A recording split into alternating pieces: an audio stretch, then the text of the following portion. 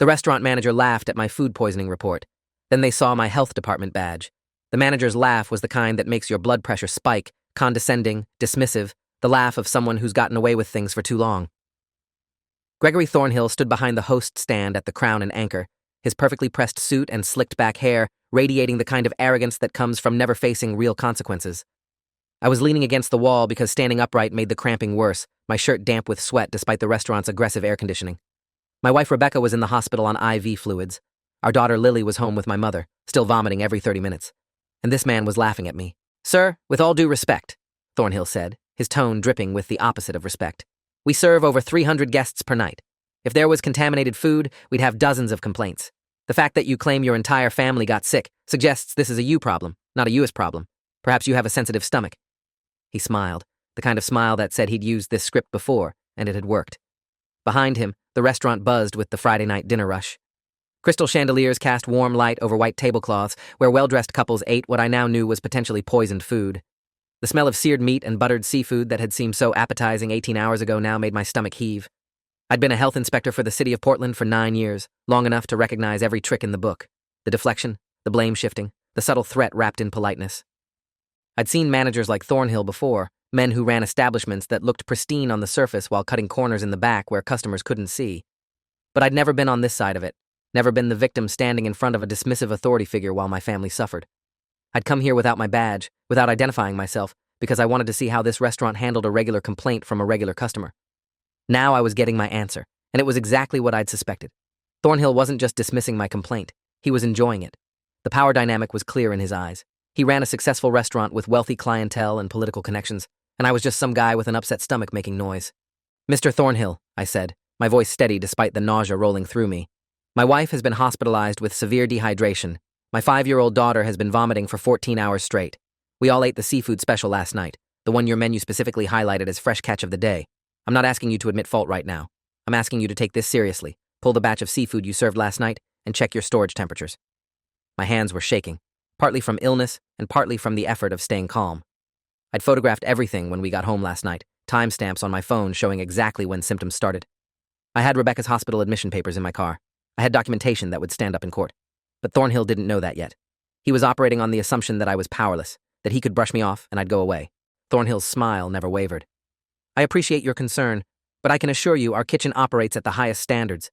We're inspected regularly by the health department, and we've never had a violation. Not one. In 15 years. The way he said it, the pride in his voice, told me he believed it, believed he was untouchable, that the system worked for him, not against him. "If you'd like, I can have my chef come out and explain our food safety protocols, but I think you'll find everything is in order. Now, if you'll excuse me, I have a fully booked evening to manage." He started to turn away, dismissing me like I was an annoyance he'd successfully dealt with. The conversation was over in his mind. He'd said his piece, maintained plausible deniability, and now he was moving on. I'd been working in restaurant safety long enough to know exactly how this would play out if I left now. Thornhill would tell his staff about the crazy customer who claimed food poisoning. They'd laugh about it in the kitchen, maybe even use it as motivation to be extra careful for a few days. But nothing would fundamentally change. The practices that had made my family sick would continue. Other families would eat here, trust the reputation, trust the 5-star reviews on Google, trust the health department's clean record. And some of them would end up in the hospital just like Rebecca. That was unacceptable.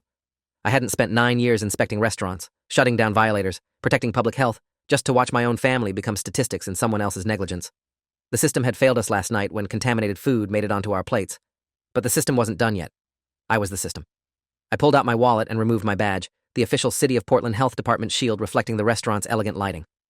I held it up where Thornhill couldn't avoid seeing it. "Actually, Mr. Thornhill, I think we should continue this conversation. I'm Daniel Kaufman, Senior Health Inspector for the City of Portland. This is one of my jurisdictions. These are diners under my protection. And you just told me that a documented case of foodborne illness involving hospitalization isn't worth investigating." The transformation was instant and beautiful in a terrible way. Thornhill's face went from tanned and confident to pale and panicked in the space of a heartbeat. His eyes darted from the badge to my face to the badge again, his brain clearly trying to recalculate every word he'd just said. His hand went to his collar, loosening his tie like he'd suddenly lost air. The confident manager who'd been dismissing my complaint 30 seconds ago was replaced by a man who'd just realized he'd made a catastrophic mistake. "Inspector Kaufman," he stammered, and I noticed he'd upgraded my title without prompting. "I had no idea. You didn't identify yourself when you came in. If I'd known you were with the health department, I would have handled this completely differently. The admission was unintentional but damning. He was confirming exactly what I'd suspected, that he treated complaints differently based on who was making them. Regular customers got dismissed and gaslit. Official authorities got a different script. The inequality was built into his system, and he'd just confessed to it. Let me get my chef immediately.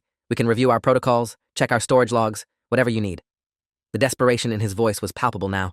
He was already thinking about the consequences, about what an official health inspection might find, about what would happen to his pristine 15-year record. I put the badge back in my wallet, but kept my expression neutral. What I need, Mr. Thornhill, is for you to stop serving food immediately while I conduct an emergency inspection. What I need is access to your kitchen, your storage areas, your temperature logs, and your supplier invoices. What I need is honesty, not whatever version of the truth you were planning to sell me. My stomach cramped again, a sharp reminder that this wasn't just professional anymore. This was personal. My family was still suffering from whatever had been served in this kitchen, and I was going to find out exactly what had gone wrong. Thornhill nodded frantically, already moving toward the kitchen. Of course, absolutely. Whatever you need. But Inspector Kaufman, please understand, we run a clean operation. This must be an isolated incident. Still making excuses, still trying to minimize, still not understanding that the time for spin control had passed the moment he'd laughed at my complaint. The kitchen of the Crown and Anchor looked exactly like what it was designed to look like. Expensive, professional, spotless. Stainless steel surfaces gleamed under bright LED lighting. Everything had its place, from the knife rack to the spice organization. 2 line cooks worked efficiently at their stations, while a chef in pristine whites plated an order with the precision of someone who'd done this thousands of times. It was theater, impressive theater, but I'd learned years ago that a clean front-of-house kitchen didn't mean anything if the back of house was cutting corners. Temperature logs, I said, holding out my hand. Thornhill practically sprinted to a clipboard hanging near the walk-in cooler. The logs looked perfect. Too perfect. Every entry showed temperatures in the safe zone, 38 degrees for refrigeration, -10 for freezer storage. Every timestamp was evenly spaced, suggesting regular monitoring. But my eyes caught something the average person wouldn't notice. The handwriting was identical for every entry over the past 3 days. Same pen pressure, same slant, same spacing. These weren't individual checks recorded in real time. Someone had filled out the entire log in one sitting, probably this morning before opening. Who's responsible for temperature monitoring? I asked, knowing the answer would be revealing. Thornhill looked at the chef, who looked at one of the line cooks, who suddenly became very interested in the salmon he was preparing. We have a rotation system, Thornhill said vaguely. All staff are trained to check and record. Which meant no one was actually responsible, which meant the logs were worthless.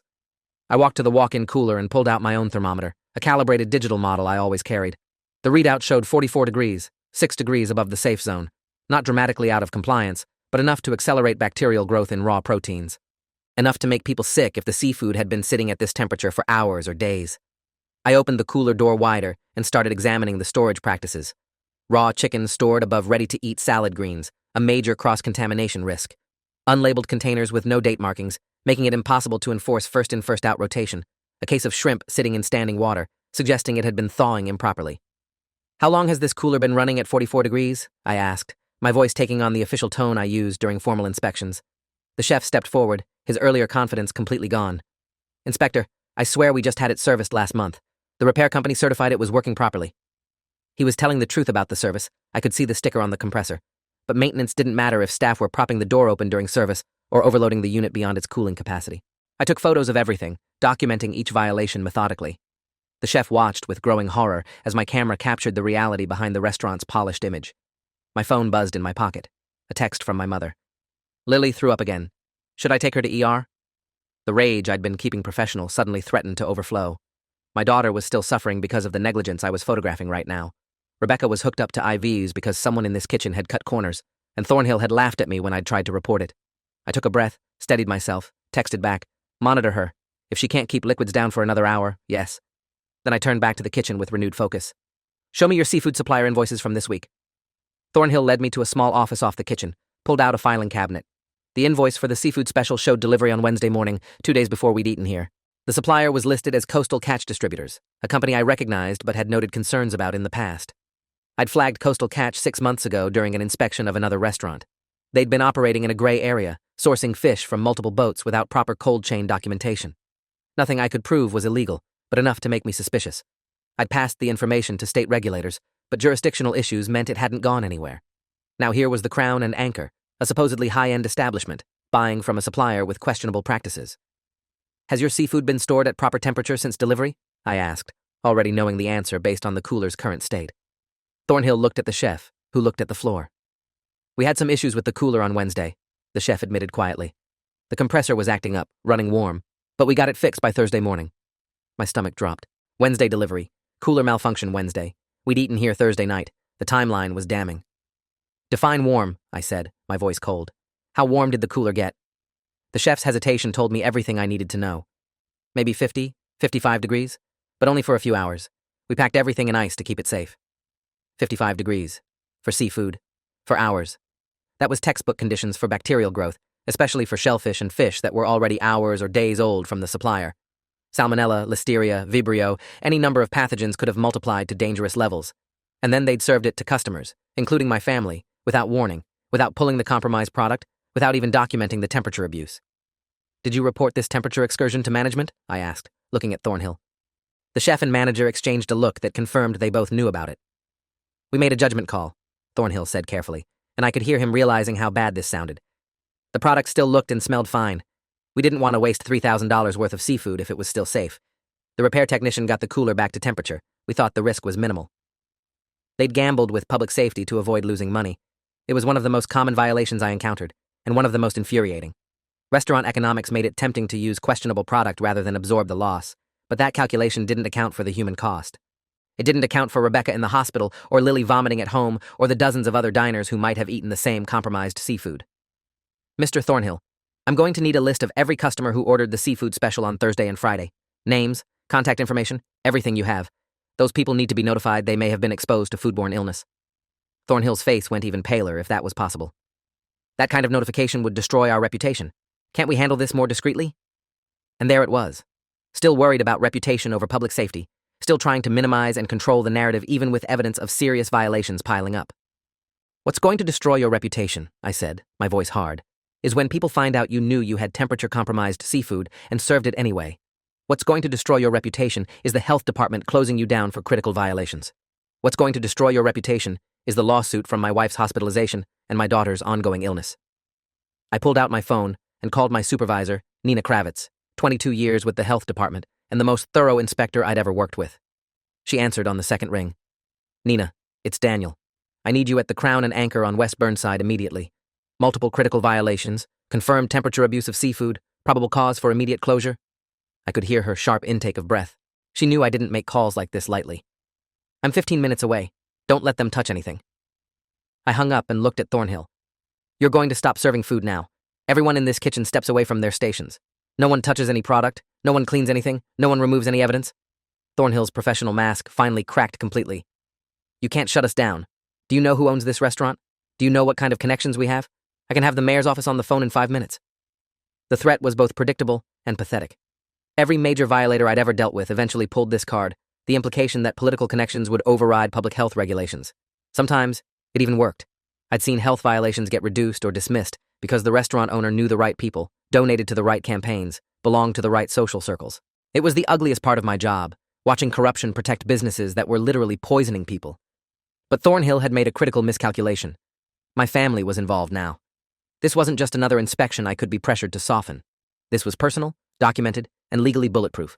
No politician was going to risk their career protecting a restaurant that hospitalized a health inspector's wife. Call whoever you want, I said. But while you're making calls, I'll be documenting every violation in this kitchen. I'll be photographing the temperature logs you falsified. I'll be collecting samples of the seafood you served despite knowing it had been temperature abused. And when my supervisor gets here, we'll be conducting a complete inspection of every inch of this facility. My phone buzzed again. Another text from my mother. Lily asking for you. She's scared. The words hit me harder than any of Thornhill's threats. My daughter was scared and sick and asking for her father, and I was standing in the kitchen that had poisoned her, documenting violations while her suffering continued. The professional distance I'd been maintaining started to slip. I wanted to grab Thornhill by his expensive suit and make him understand what he'd done, make him feel the helplessness of watching your child suffer and not being able to fix it. But that wouldn't help Lily. What would help was shutting this place down, preventing any other families from going through what we were experiencing. Nina Kravitz arrived 12 minutes later with another inspector I didn't recognize, a younger woman carrying multiple cases of testing equipment. Nina was exactly what the situation needed. Late 50s, gray hair pulled back in a no-nonsense bun, wearing the standard health department polo and carrying the kind of authority that came from 2 decades of enforcement. She took one look at me, assessed my condition with practiced eyes, and said, "You look terrible. When's the last time you kept food down? The question was clinical, but caring. Yesterday morning, I admitted. Nina nodded. Go to the ER. We've got this. I started to protest, but she cut me off. Daniel, you're the victim here, not the inspector. I need you to get checked out, get documentation of your symptoms, strengthen the case. Let me and Alicia handle the inspection. She was right. My presence here was creating a conflict of interest that Thornhill's lawyers would exploit. Better to have independent inspectors document everything. I drove to the same hospital where Rebecca was still admitted, my hands shaking on the steering wheel from a combination of illness and adrenaline crash. The ER was crowded with the usual Friday night chaos: drunk college students, car accident victims, elderly patients with chest pain. I checked in at the desk, explained my symptoms, mentioned that my wife was upstairs in a room. The triage nurse, a tired-looking woman in her 40s named Patricia, took my vitals and noted my elevated heart rate and low blood pressure. Dehydration, she said, making notes on her tablet. When did symptoms start? I gave her the timeline. Dinner at the Crown and Anchor at 7:30 p.m. on Thursday. First symptoms around 2 a.m. Friday morning. Progressive worsening throughout the day. She made more notes, then looked up with recognition. Your wife, Rebecca Kaufman, right? She came in this morning with the same presentation. You're the health inspector. Word had spread. Hospital staff talked, especially about interesting cases. I need a stool sample, Patricia said, handing me a collection kit. We're testing your wife's sample for bacterial pathogens. If you both have the same organism, it strengthens the foodborne illness diagnosis. The clinical efficiency was comforting. This was evidence collection, building a legal case even while treating my symptoms. I was taken to a treatment room where a physician's assistant named Kevin Strand, 8 years in emergency medicine, started an IV line and began fluid replacement. Your wife's upstairs on the 4th floor, he said while adjusting the drip rate. She's doing better. Fluids are helping. She was asking about you and your daughter. The relief was overwhelming. Rebecca was going to be okay. My daughter's home with my mother, 5 years old, same symptoms. Kevin's expression darkened. Under 5 is high risk for complications from foodborne pathogens. If she's still symptomatic, bring her in. Dehydration in young children can get dangerous fast. My phone rang. Nina. Daniel, you need to hear this. We found the source. I put her on speaker so Kevin could hear, sensing this was going to be medically relevant. The seafood cooler temp was the start, but it gets worse. We pulled samples from the walk-in and found significant bacterial growth. We also found evidence they'd been mixing old product with new product to mask spoilage. The scallops your family ate? Those were from a batch delivered the previous week, not the fresh catch they advertised. They'd been stored improperly, started to smell, and the kitchen staff tried to salvage them by mixing them with fresh scallops and adding extra seasoning. My stomach churned, and not just from illness. The level of deception was staggering. They hadn't just failed at food safety. They'd actively tried to cover up spoilage. We're collecting samples for lab analysis, but based on visual inspection and smell, I'm documenting this as deliberate service of adulterated food. That moves this from negligence to criminal. Kevin was typing notes into my medical record. That's good information for treatment. If we're looking at week-old scallops with bacterial growth, we're probably dealing with multiple pathogens. I'm going to start you on antibiotics as a precaution. Nina continued on the phone. I've issued an immediate closure order. The Crown and Anchor is shut down pending full investigation. We've also contacted the district attorney's office about potential criminal charges. Deliberately serving food you know is spoiled crosses the line from health code violation to food fraud. I closed my eyes, feeling the IV fluids start to ease the dehydration headache I'd been fighting all day. Justice was happening, the system was working, but it felt hollow when my family was still suffering the consequences. What about other victims? I asked. We're working on that, Nina said. Thornhill provided customer records under duress. We're cross-referencing credit card receipts with the seafood special orders. Alicia is starting notification calls now. The notification process was going to be a nightmare. People who'd eaten at the Crown and Anchor thinking they were getting a premium dining experience, finding out they'd consumed spoiled seafood. Some would be asymptomatic, lucky enough to avoid illness. Others would be sick like my family, angry and looking for accountability. I want to be involved in the investigation, I told Nina. She was quiet for a moment. You know you can't be. You're the victim. This has to be handled by other inspectors to avoid any appearance of bias or personal vendetta. She was right again, but it was frustrating. I'd spent 9 years building cases against restaurants, and now that it was my family who'd been harmed, I had to step back and trust others to do the job. Keep me updated, I said. Every step. Nina promised she would, and hung up. Kevin finished his notes and looked at me with sympathy. This is going to be a rough few days. The antibiotics will help, but your system needs time to clear the infection. Stay hydrated, rest, and watch for any worsening symptoms. I was admitted for observation around 9 p.m., placed in a room 2 floors below Rebecca's. My mother brought Lily to the hospital at 10:30 after she'd vomited again and couldn't keep down even small sips of water. Seeing my daughter's pale face and exhausted eyes as they wheeled her past my room broke something in me. She was 5 years old, small for her age, and she looked even smaller in the hospital bed. They started her on IV fluids and anti-nausea medication while I sat with her, holding her small hand and trying to be the reassuring parent she needed. "Daddy, my tummy hurts," she said, her voice weak. "I know, sweetheart. The doctors are going to make it better." But what I was thinking was how Thornhill had laughed at my complaint, how he'd dismissed my family's suffering as a sensitivity issue, how he'd been more worried about his reputation than about the fact that he'd poisoned a child. The lab results came back early Saturday morning. Rebecca, Lily, and I all tested positive for Vibrio parahemolyticus, a bacterial pathogen commonly associated with raw or undercooked seafood. The infectious disease specialist who reviewed our results, Dr. Lawrence Kimball, 15 years specializing in foodborne illnesses, explained that Vibrio thrives in warm conditions and multiplies rapidly in temperature-abused seafood. "The symptoms match perfectly," he said, reviewing our charts. "Acute gastroenteritis, vomiting, diarrhea, dehydration. The good news is, Vibrio infections are usually self-limiting. You'll all recover with supportive care. The bad news is, Vibrio can be serious in young children and immunocompromised individuals. Your daughter was at risk for complications, so it's good you brought her in when you did." He made notes that would become part of the legal record, medical documentation proving the source and severity of our illness. By Saturday afternoon, Nina called with an update that made everything worse. "We've identified 23 other victims so far. 15 were hospitalized. Most are recovering, but we have one elderly man in ICU with septic shock. His Vibrio infection spread to his bloodstream." My chest tightened. Someone might die from this. What had seemed like a case of criminal negligence was now potentially manslaughter. "The DA's office is taking this very seriously," Nina continued. "They're talking about charges against both Thornhill and the head chef, possibly the ownership group as well. We're also investigating the supplier, Coastal Catch. There's evidence they've been selling temperature-abused seafood to multiple restaurants, knowing it was unsafe." The scope was expanding beyond one restaurant's violations. This was a systemic failure involving distributors, restaurant management, and regulatory gaps. "I want Thornhill to face everything that's coming," I said, my voice harder than I intended. "He laughed at me, Nina. When I told him my family was sick, he laughed and blamed us." Nina's voice was grim. "He's going to get more than he bargained for.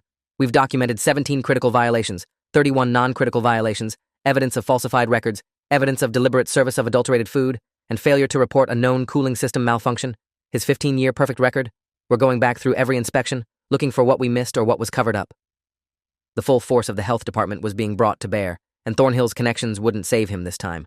Not with nearly 24 victims, not with hospitalizations, not with potential fatality. The media had already started calling the hospital, trying to get comments about the outbreak. Someone had leaked information about the closure, and local news was running stories about the beloved upscale restaurant suddenly shut down by health inspectors. The Crown and Anchor's pristine reputation was crumbling in real time. Rebecca was discharged on Sunday morning, weak but stable. Lily was released Sunday evening after her labs showed improvement. I was kept an extra day because my infection had been more severe, possibly because I'd been fighting symptoms longer before seeking treatment. Lying in that hospital bed, scrolling through news coverage on my phone, I watched Thornhill's world collapse with a satisfaction that was both professional and deeply personal. The restaurant had issued a statement claiming they were cooperating with health officials and taking the allegations seriously, the kind of corporate non-apology that admitted nothing while trying to appear responsible. But public opinion had already turned. The comments on news articles were brutal. People sharing their own experiences of feeling sick after eating at the Crown and Anchor, symptoms they'd dismissed at the time, but now recontextualized as possible foodborne illness. One comment thread particularly caught my attention. A woman named Diana Ruiz had written, "I ate there 3 weeks ago and was sick for days. I called to complain, and the manager told me I probably had the flu. Now I'm wondering if it was the food." Dozens of similar stories appeared as the news spread. The Crown and Anchor had been making people sick for weeks, or possibly months, dismissing every complaint, blaming the victims, protecting their reputation at the expense of public health. The pattern was damning. I screenshot the comments and forwarded them to Nina, potential evidence of ongoing violations. "We're seeing this pattern across social media," Nina replied. "The DA's office is interested in these reports. Shows consciousness of guilt if they were actively dismissing complaints rather than investigating them." Consciousness of guilt was prosecutorial gold, evidence that Thornhill knew there was a problem, but chose to cover it up rather than fix it. The district attorney assigned to the case was Margaret Holloway, 19 years in criminal prosecution with a specialty in white-collar crime and public safety offenses. She contacted me on Monday while I was home recovering, asked if I'd be willing to give a formal statement about my experience. "Mr. Kaufman, I understand you're also a health inspector, which creates an interesting dynamic here. You're both a victim and a professional witness. I want to make sure we handle this properly, so there's no claims of bias or conflict of interest." I appreciated her caution. "I'm happy to testify as a victim about what happened to my family. I'll leave the professional inspection findings to other health department staff." Margaret made notes. "That works. I'm building a case for multiple criminal charges: reckless endangerment, food fraud, falsification of business records, and depending on the outcome for the patient in ICU, potentially negligent homicide. The man in the ICU was named Albert Choi, 73 years old, a retired accountant who'd eaten at the Crown and Anchor with his wife to celebrate their 50th wedding anniversary. He'd ordered the seafood special, gotten violently ill, and developed a systemic Vibrio infection that had spread to his bloodstream. By Monday evening, his condition had deteriorated further. By Wednesday morning, he was dead. The news hit me like a physical blow. Someone had died. A man celebrating a milestone anniversary with his wife had died because a restaurant served spoiled seafood to save $3,000. Margaret called me within hours of Albert Choi's death. We're upgrading charges to criminally negligent homicide for both Thornhill and the head chef. The medical examiner confirmed Vibrio sepsis as cause of death, directly linked to the contaminated seafood. This isn't just a health code violation anymore, Mr. Kaufman. This is a homicide case. The restaurant tried to mount a defense. Thornhill hired Gerald Sutton, a prominent criminal defense attorney known for representing wealthy clients in high-profile cases.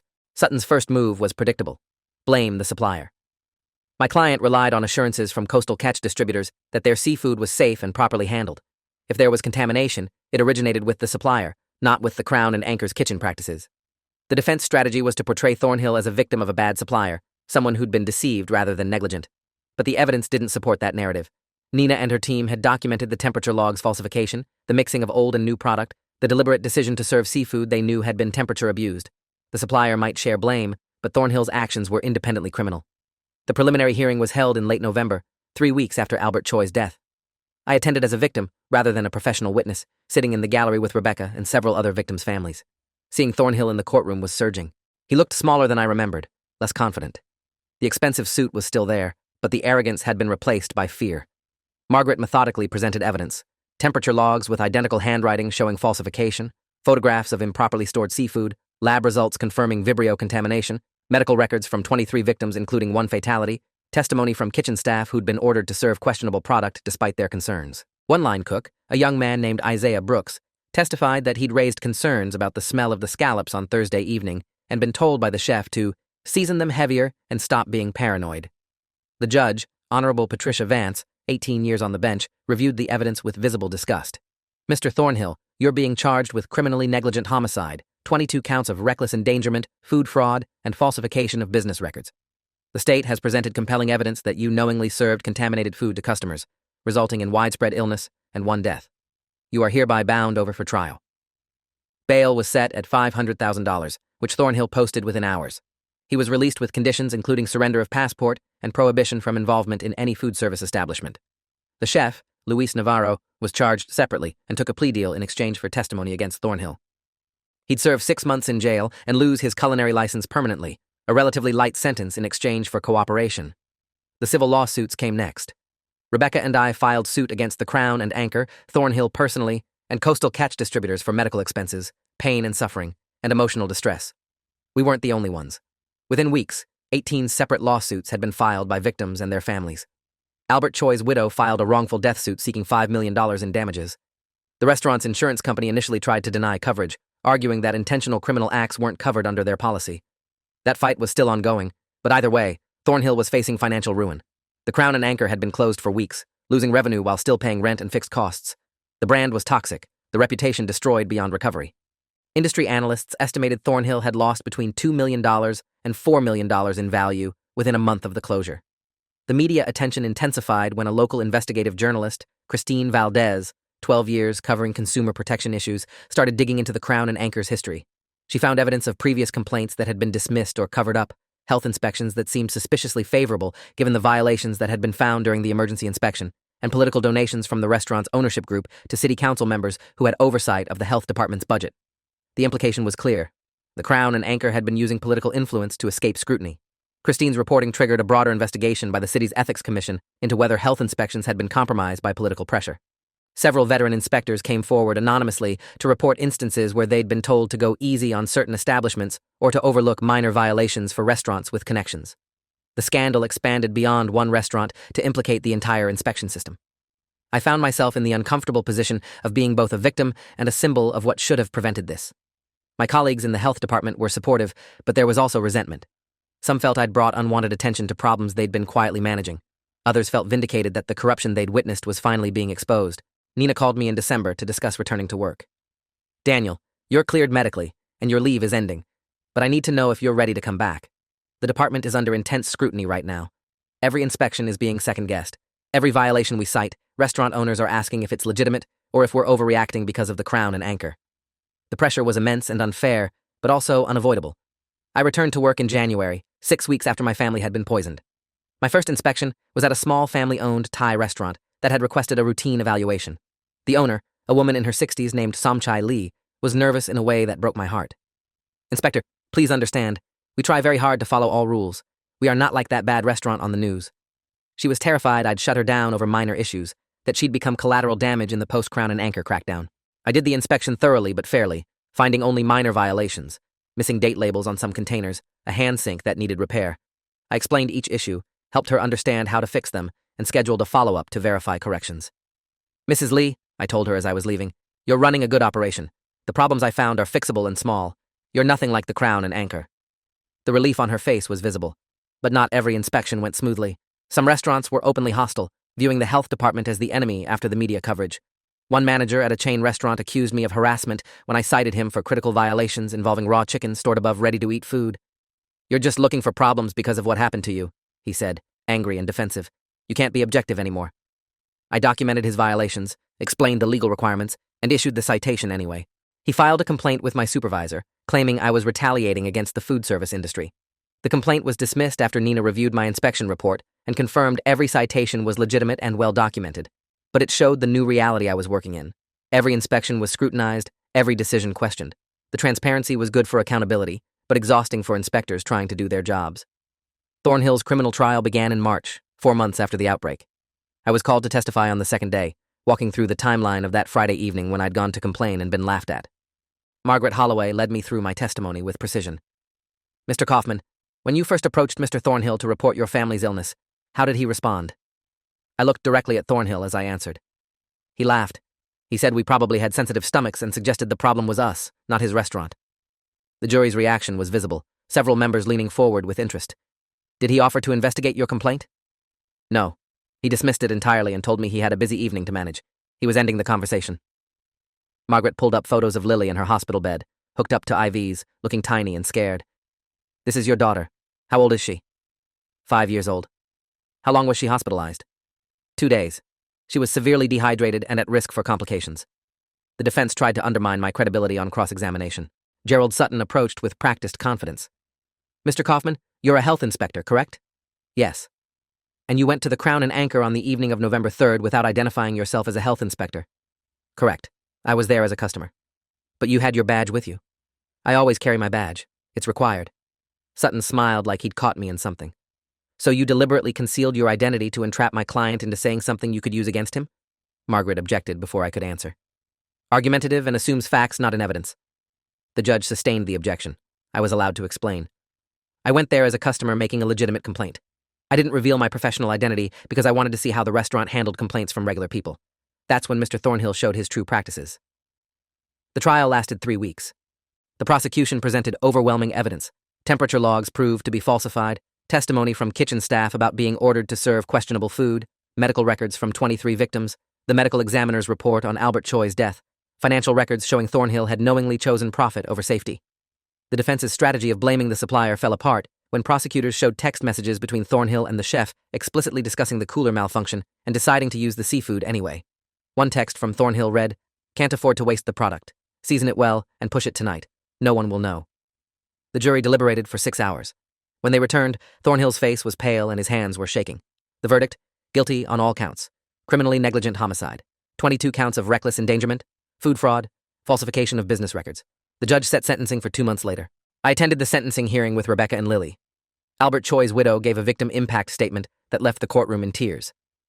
"My husband and I celebrated 50 years together with dinner at what we thought was a nice restaurant. He never came home. He died in agony because someone cared more about money than people's lives."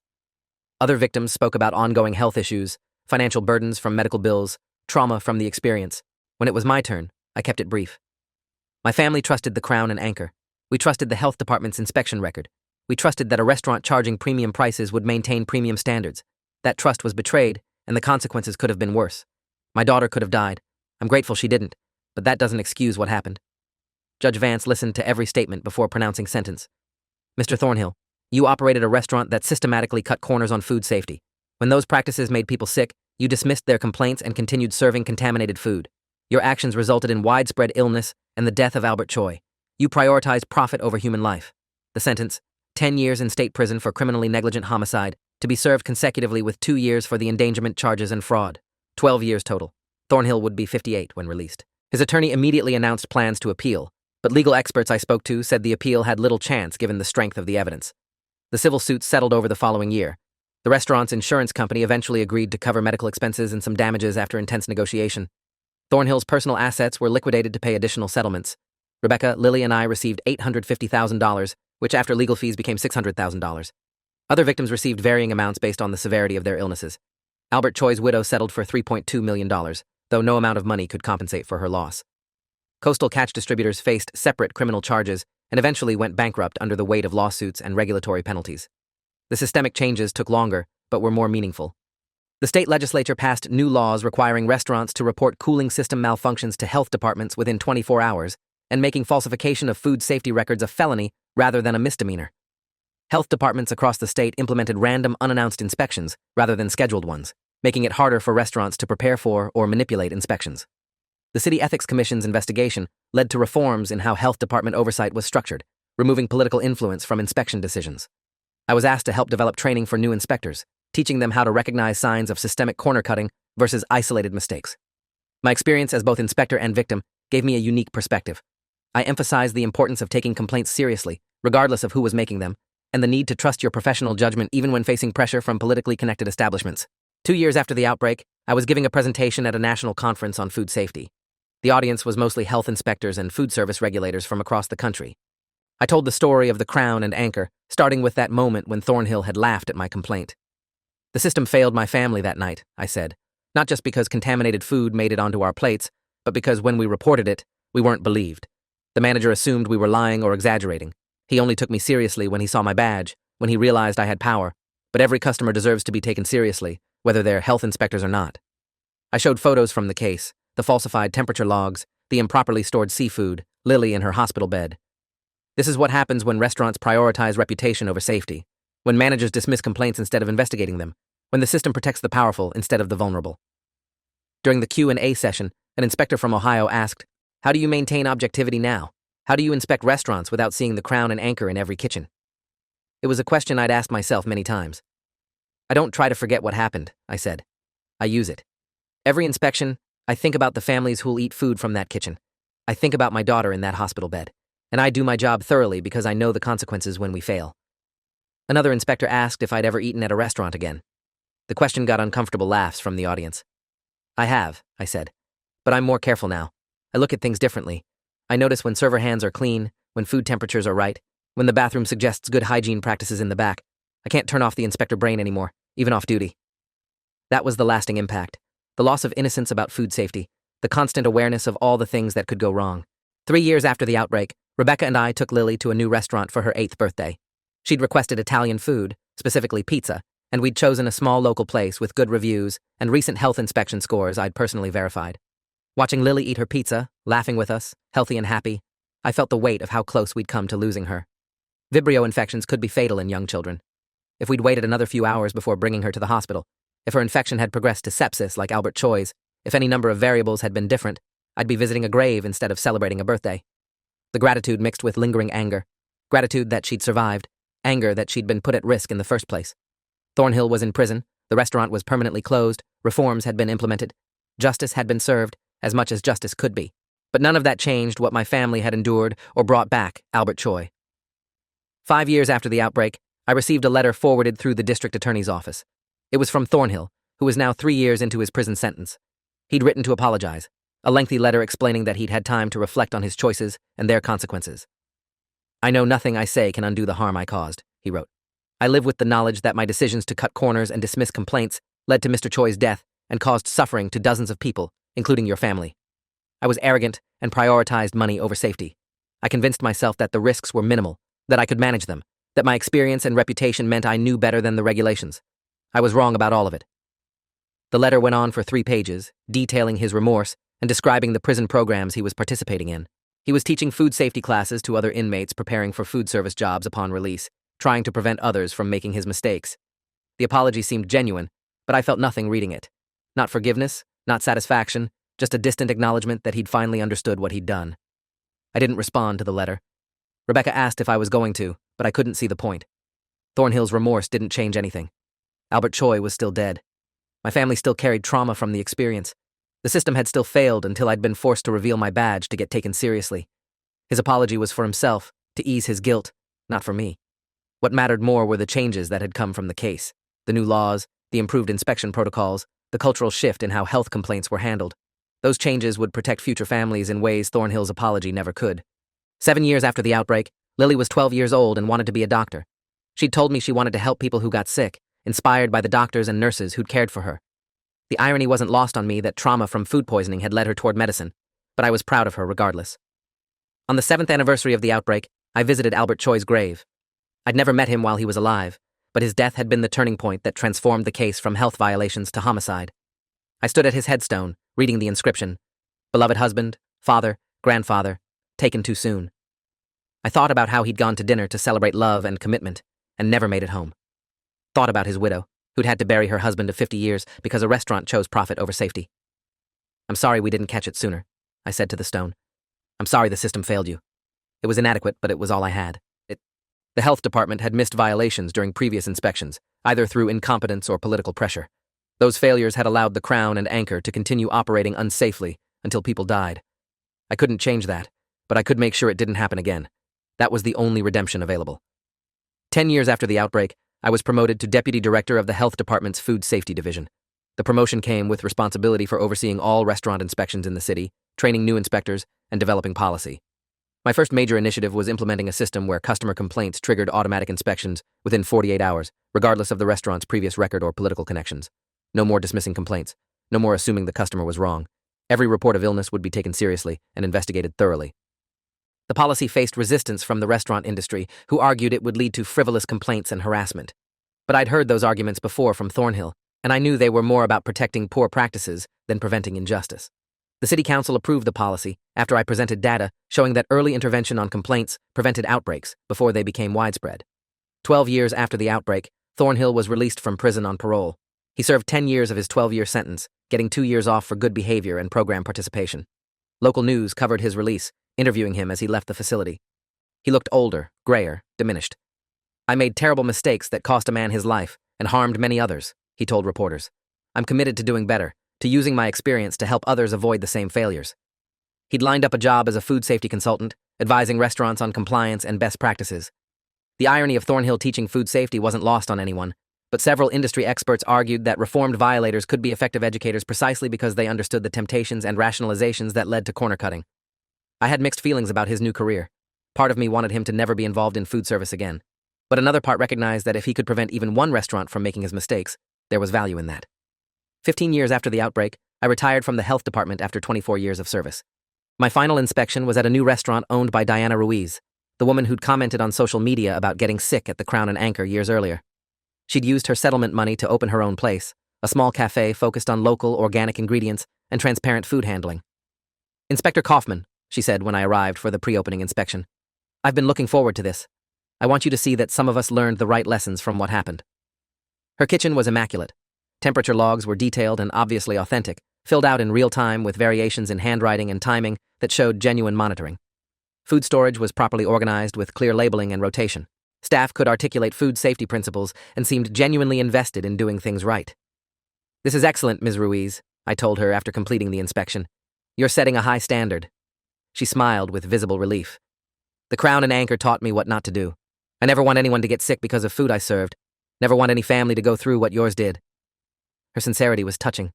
From the trauma of that outbreak had come not just reforms and regulations, but also a generation of food service workers who understood the stakes in a personal way. On my last day at the health department, my colleagues threw a small retirement party. Nina gave a speech about my years of service, carefully not mentioning the Crown and Anchor by name, but alluding to how my personal experience had driven meaningful change. "Daniel showed us that being a victim and being an inspector weren't contradictory," she said. "Sometimes the people who fight hardest for reform are the ones who've experienced the consequences of failure firsthand." She presented me with a plaque. "In recognition of 24 years of dedicated service protecting public health."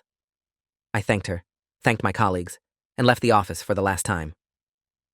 Rebecca, Lily, and I went to dinner that night at Diana Ruiz's new cafe. Lily was 20 now, in her third year of pre-med, still pursuing the medical career she'd chosen after experiencing what good doctors could do. She ordered the salmon special, and I found myself tensing involuntarily. "Dad, I checked the health inspection scores before we came," Lily said gently, reading my anxiety. "A plus rating, perfect compliance. Ms. Ruiz runs a clean operation." I relaxed slightly, but the awareness never fully left. That was my permanent souvenir from the Crown and Anchor. The inability to trust completely, the constant calculation of risk, the knowledge of everything that could go wrong when people chose convenience over safety. The food was excellent, properly cooked, served at correct temperatures. I watched the kitchen through the open pass-through, saw the careful handling, the attention to detail. This was what it looked like when people cared about food safety, when they prioritized customer welfare over profit margins. 20 years after the outbreak, I was invited to speak at a memorial service for Albert Choi. His widow had passed away the previous year, and the family was honoring both of them with a service celebrating their lives and acknowledging the tragedy that had ended Albert's too soon. I stood before a room of their family and friends and told them about the impact Albert's death had had on food safety reform. "Because of what happened to your husband, your father, your grandfather," I said, looking at the assembled family. "Laws were changed, inspection protocols were strengthened. Thousands of people have been protected from similar tragedies. That doesn't make his loss acceptable or justify what happened, but it gives meaning to something that should never have occurred." The family thanked me afterward, several members sharing that knowing the reforms had saved others brought some small comfort. It didn't bring Albert back, but it prevented his death from being entirely meaningless. 25 years after the outbreak, on what would have been Albert Choi's 98th birthday, a memorial scholarship was established in his name for students pursuing careers in public health and food safety. Lily, now Dr. Lily Kaufman with her own medical practice, contributed to the fund. "Dad, I wouldn't be a doctor if that hadn't happened," she told me. "It's strange to think that something terrible led to my career, but it did. I want to honor that." The scholarship's first recipient was a young man who'd lost his mother to foodborne illness as a child.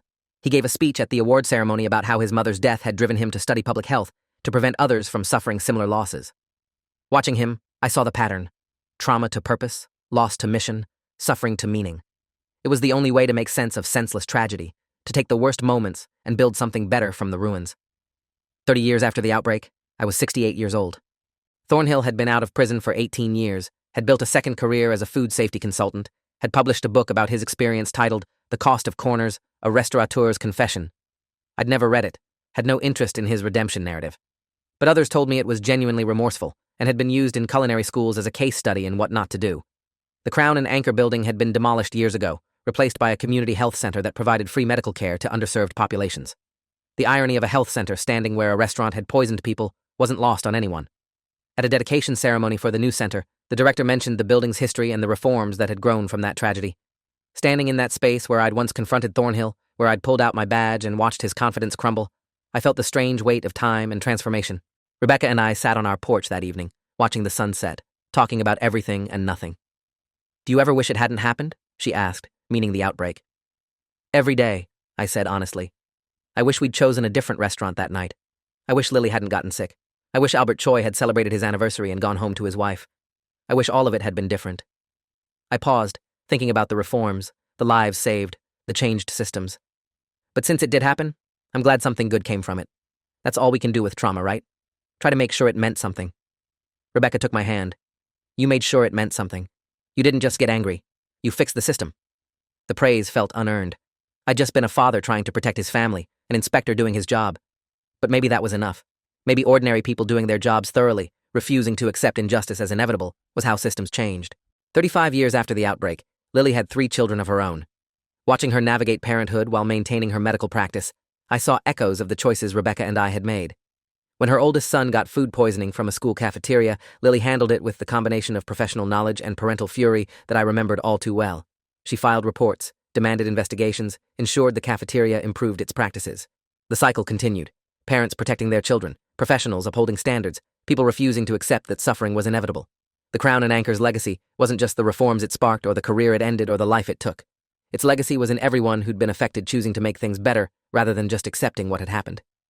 I died at 73, 5 years after Rebecca, surrounded by family including Lily and her children. My obituary mentioned my 24 years with the health department and my role in reforming food safety regulations after being a victim of foodborne illness. It didn't mention the Crown and Anchor by name, didn't need to. People who remembered knew. People who didn't would hopefully benefit from the systems we'd built to prevent similar tragedies. At my funeral, Lily gave the eulogy. My father taught me that injustice requires response, not just anger, she said. When our family was poisoned and the restaurant manager laughed at us, he could have just sued and moved on. Instead, he made sure the system changed so other families wouldn't suffer the same way. That's the lesson he lived. Don't just survive trauma, transform it into protection for others. After the service, an older man approached Lily. She didn't recognize him at first, but then he introduced himself. I'm Albert Choi's son, he said. I wanted to pay respects to your father. Our families are connected by tragedy, but also by the good that came from it. My father's death led to your father's advocacy, which saved countless lives. That matters. They talked for a long time, two people bound by the same restaurant's failures, finding meaning in the changes that had followed. The Crown and Anchor had closed 35 years earlier. Thornhill had served his time and died in obscurity. The building was gone. But the impact remained. In the laws, in the protocols, in the people whose lives were saved by reforms born from suffering. Gregory Thornhill had laughed at my complaint, dismissed my family's suffering, prioritized his reputation over our health. Then he saw my badge and realized he'd made a fatal mistake. Not just revealing my identity, but the years of cutting corners that had led to that moment. The system he'd gamed had finally caught him, and the consequences destroyed everything he'd built. That was justice, imperfect, but real. And more importantly, it was transformation, taking a moment of powerlessness and converting it into systematic change that protected the vulnerable long after the immediate crisis had passed. Thanks for watching till the end. Make sure to subscribe and like to not miss the next story.